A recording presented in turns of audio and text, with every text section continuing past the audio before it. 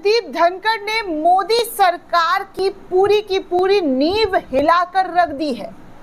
दरअसल दोस्तों तीन बड़ी जानकारी आपको बताने वाली हूं इस रिपोर्ट में, और इस रिपोर्ट को आखिर तक जरूर देखिएगा, लोगों तक भी शेयर कीजिए और कैसे इनके तार जो है मिलते हुए नजर आ रहे हैं। आप खुद हैरान और परेशान हो जाएंगे कि जिस धनखड़ के बारे में लगातार विपक्ष के जरिए सवाल पूछा जा रहा है कि वो कहाँ है, कोई मीडिया उन्हें नहीं ढूंढ पा रहा है, कोई किसी भी तरीके के उनकी जानकारी जो है अभी तक सार्वजनिक नहीं हो पाई है कि भैया देश के पूर्व उपराष्ट्रपति कहाँ अचानक से गायब हो गए इस्तीफा देकर। और सबसे बड़ी शॉकिंग की चीज थी दोस्तों जगदीप धनखड़ का इस्तीफा। जी हाँ, ये अपने आप में एक बहुत बड़ी शॉकिंग चीज थी कि जगदीप धनखड़ ने अचानक से, जी हाँ, मानसून सत्र का जो पहला दिन था उस दिन वो राज्यसभा में मौजूद थे, पद पर, जी हाँ, विराजमान थे।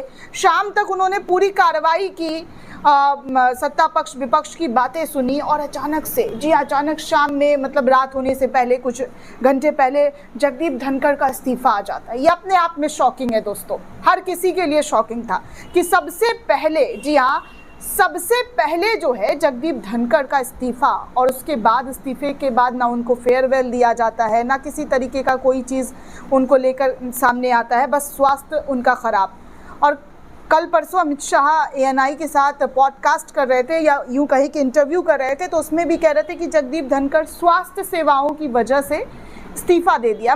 हजम करने वाली बात नहीं है, हजम हो रही है आपसे, मुझसे तो नहीं हो पा रही है कि भैया जो सुबह से लेकर शाम तक राज्यसभा की कार्रवाई करते मौजूद रहते हैं, अपना काम धंधा करते हैं, और अचानक से उनकी तबीयत बिगड़ जाती है कि इस्तीफे तक बात पहुंच जाती है।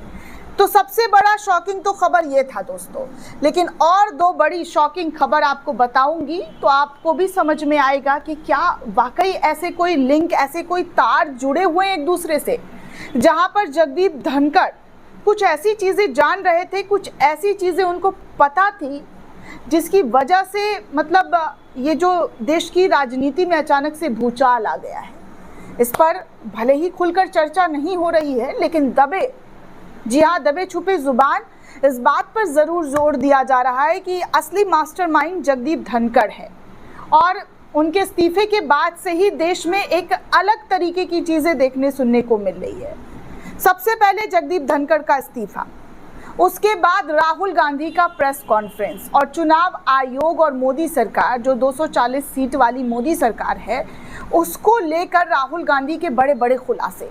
वोट चोरी का अचानक से राहुल गांधी सबूत देश के सामने पेश करते हैं कि वोट चोरी हुआ है, चुनाव आयोग इसके लिए जिम्मेदार है। अब आप सोचिए कि पहले धनखड़ का इस्तीफा, दूसरे नंबर पर राहुल गांधी का, जी हाँ, राहुल गांधी का वोट चोरी का आरोप, और उसके बाद एक यात्रा निकाल लेना, और उस यात्रा के बाद जो लोगों का समर्थन, जन समर्थन वगैरह वगैरह मिल रहा है, इन तमाम चीज़ों पर कहीं से कहीं तक हमारी मुख्य धारा, तथा कथित मुख्य धारा की मीडिया चर्चा नहीं कर रही। और तीसरी सबसे बड़ी खबर आपको बताऊंगी तो आप खुद शॉक्ड हो जाएंगे कि आखिर इस तरीके की चीज़ें हो जो रही है वो कैसे और कहां से लिंक जुड़ा हुआ है। दरअसल दोस्तों तीसरी बड़ी खबर ये है, और इन तीनों खबर को ही, इन तीनों खबर पर चर्चा करने की बजाय इनको छुपा दिया गया, इनको ज़्यादा से ज़्यादा दबाने की कोशिश की गई। तीसरी बड़ी खबर दोस्तों, अंबानी, जी हाँ, अंबानी के घर पर छापा मारी। पहली बार है दोस्तों जब किसी उद्योगपति के घर पर सीबीआई की रेड पड़ती है, वो भी इस कदर, घर पर, दफ्तर तो छोड़ दीजिए, घर पर रेड पड़ती है अचानक से एकाएक अनिल अंबानी के ऊपर, जो कभी मोदी जी को लेकर कहते थे कि तीसरे महापुरुष हमारे मोदी जी हैं, उनके घर पर सीबीआई का रेड पड़ना अपने आप में शॉकिंग है दोस्तों। इतिहास उठाकर देखिएगा तो किसी भी, जी हाँ, किसी भी राजनीतिक दलों के टाइम पर जो है इस तरीके का इतना बड़ा एक्शन, और सबसे बड़ी कमाल की बात दोस्तों, महाराष्ट्र में बीजेपी की सरकार, केंद्र में मोदी की सरकार, और उनके सरकार के रहते हुए सीबीआई का इतना बड़ा रेड जो है, वो भी कुछ करोड़, चंद करोड़ रुपए, जी हाँ, 1700 करोड़ रुपए की वजह से इतना बड़ा एक्शन ले लिया जाता है, वो भी उद्योगपति अंबानी, जी हाँ, जिसका नाम मोदी जी पूरे सदन में, जी हाँ, जितनी बार भी सदन की कार्रवाई शुरू हुई है, अंबानी अडानी को लेकर लगातार विपक्ष राहुल गांधी घेरते रहे, लेकिन मजाल है कि हमारे मोदी जी नाम उनका कभी लेते हुए नजर आए हो। ना बाबा ना, नाम तो उनका कभी लिया ही नहीं गया। और इन तीनों बड़ी खबरों की चर्चा मीडिया में ज़्यादा नहीं है दोस्तों, ज़्यादा उछाल नहीं दिया जा रहा है। जैसे तैसे करके मीडिया बस नाम भर का खबर छापकर अपना पलड़ा झाड़ ले रही है। अब आप सोच सकते हैं कि एक उद्योगपति और जो राजनीतिक घराना होते हैं, उनके बीच किस तरीके का तालमेल होता है। मैंने एक रिपोर्ट भी की थी और बड़े बड़े लोगों के ज़रिए ये भी कहा जा रहा था कि देखिए 2025 में कुछ बड़ा होने वाला है।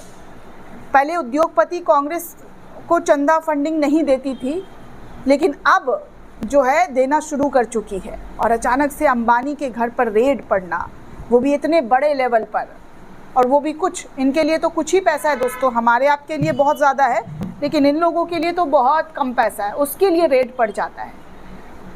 तो कहीं ना कहीं इन तमाम चीज़ों का तार धनखड़ से लोगों के माइंड में जुड़ रहा है दोस्तों। बहुत बड़े बड़े लोग, पत्रकार, जर्नलिस्ट इस पर चर्चा कर रहे हैं। द वायर की पत्रकार आरफा खानम के जरिए भी इस बात का जिक्र किया गया है कि धनखड़ क्या मोदी सरकार की खंबे को नींव को हिला रहे हैं। इसी वजह से वो अंडरग्राउंड हो गए, कहाँ चले गए, कुछ जानकारी उनके बारे में किसी को नहीं पता है कि भैया जो है धनखड़ साहब है कहाँ। लोग ढूंढ ढूंढ कर परेशान हैं, लेकिन उनके बारे में कुछ पता नहीं चल पा रहा है। तो इस तरीके का राजनीतिक गलियारे वरिष्ठ पत्रकारों के बीच जो है काफ़ी चर्चा चल रही है। अब देखिए दोस्तों, खबर ये है कि अनिल अंबानी के घर सीबीआई का छापा पड़ा और कहा गया कुछ तो गड़बड़ है। 17,000 करोड़ रुपए की बैंक की धोखाधड़ी से जुड़ा हुआ मामला है और अनिल अंबानी के घर पर सीबीआई का छापा पड़ जाता है। मतलब आप सोच सकते हैं कि अनिल अंबानी के घर पर, ऑफिस दफ्तर छोड़कर सीधे घर पर सीबीआई पहुंचती है और सब कुछ सील कर लेती है। उसके बाद अनिल अंबानी के घर सहित कई ठिकानों पर रेड होता है और बैंक लोन फ्रॉड के मामले पर इस तरीके का एक्शन जो है लिया जाता है। आज से कई साल पहले तक दोस्तों हम लोग सुनते थे कि अनिल अंबानी का जो है कारोबार लॉस में चल रहा है, इतना सारा लोन ले लिया है, लेकिन अचानक ऐसी चीज़ें देखने को मिली दोस्तों कि पूरी की पूरी राजनीतिक गलियारों में इस खबर को और ज़्यादा हवा मिल गई है कि भैया कुछ तो चल रहा है। क्योंकि उद्योगपति के घर पर ऐसे ही छापेमारी और रेड नहीं पड़ जाते हैं, वो भी अंबानी परिवार पर हाथ डालना। मतलब आप समझ सकते हैं कि क्या और किस तरीके की चीज़ें हो रही है, जिसकी भनक हम लोगों को नहीं लगने दिया जा रहा है। अब देखिए, अंबानी के शेयर अचानक से लोअर सर्किट पर आकर गिर रहे हैं, ऐसी भी खबरें निकलकर सामने आ रही है। खैर, आपको बता दूं कि जो अंबानी हैं, मुकेश अंबानी, उन्होंने मोदी जी को लेकर कितने तारीफ़ों के पुल और कसीदे पढ़े थे, ये भी आप जान लीजिए। पीएम मोदी को लेकर मुकेश अंबानी का क्या बयान था और किस तरीके की बातें वो लोग करते हुए नज़र आए हैं, मुकेश अंबानी हो या अनिल अंबानी हो, कि रिलायंस एक गुजराती कंपनी थी और हमेशा रहेगी। ये भी कहा कि जमकर मोदी जी की तारीफ़ की। अंबानी ने जो है कहा था कि पीएम मोदी देश के इतिहास के सबसे सफल प्रधानमंत्री है। इस तरीके की बातें जो है अंबानी परिवार के ज़रिए हमेशा मोदी जी को लेकर कहा गया। लेकिन अचानक से अंबानी परिवार पर इतना बड़ा आफत आ गया दोस्तों कि 17,000 करोड़ को लेकर, जी हाँ, 17,000 करोड़ को लेकर सीबीआई की पूरी टीम उनके घर पर पहुंच जाती है। दरअसल दोस्तों, अनिल अंबानी को 10 दिन का समय भी, जी हाँ, अनिल अंबानी ने दस्तावेज जमा करने के लिए 10 दिन का समय तक, जी हाँ, मांगना शुरू कर दिया है सीबीआई से कि भैया हमको 10 दिन का समय दीजिए। इस आर्टिकल में नवभारत टाइम्स के लिखा है कि सीबीआई ने रिलायंस कम्युनिकेशन और उसके मालिक अनिल अंबानी के कई ठिकानों पर छापेमारी की। पीटीआई के मुताबिक ये कार्रवाई बैंक में धोखाधड़ी के मामले से की गई है। आरोप है कि धोखाधड़ी से स्टेट बैंक ऑफ इंडिया को लगभग 2000 करोड़ रुपए का नुकसान हुआ। सीबीआई ने इस मामले पर एफआईआर दर्ज कर ली और जांच जो है सीबीआई की शुरू कर दी गई। सीबीआई का कहना है कि इस मामले में कुछ गड़बड़ लग रहा है। जी हाँ, कुछ गड़बड़ लग रहा है। इससे पहले 5 अगस्त को ईडी ने अनिल अंबानी से लगभग 10 घंटे की पूछताछ की थी। ये पूछताछ 17,000 करोड़ रुपए से अधिक के बैंक के लोन धोखाधड़ी से जुड़े मनी लॉन्ड्रिंग के मामले में थी। अब दोस्तों, ये पूरा का पूरा खेल जो है किस तरीके से देश के सामने छुपाने की कोशिश की जा रही है,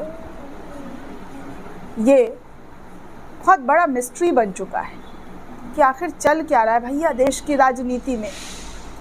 उद्योगपति के घर पर छापा मारी अचानक से, जो इतने करीब, इतने दिल के नज़दीक, जिनका नाम लेने से हमेशा हमारे साहब डरते रहे, आज उनके आशियाने पर इस तरीके की चीज़ें देखने सुनने को मिल रही है।